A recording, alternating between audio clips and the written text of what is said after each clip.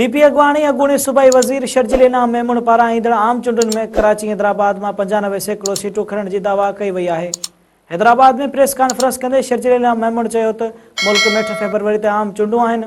Peoples party शुरू खां मुतालबो करे रही आहे त इलेक्शन वक़्त ते थियनि।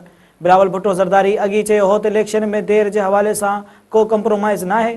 शर्जील इनाम मेमून चयो त अवाम हाणे लिसानी नफ़रत जी सियासत में न ईंदो। नफ़रत जी सियासत तमामु घणो नुक़सान ॾिनो आहे। 8 फरवरी ते अवाम खे इख़्तियार मिलंदो त हू पंहिंजे मनपसंद पार्टी खे मैंडेट ॾे।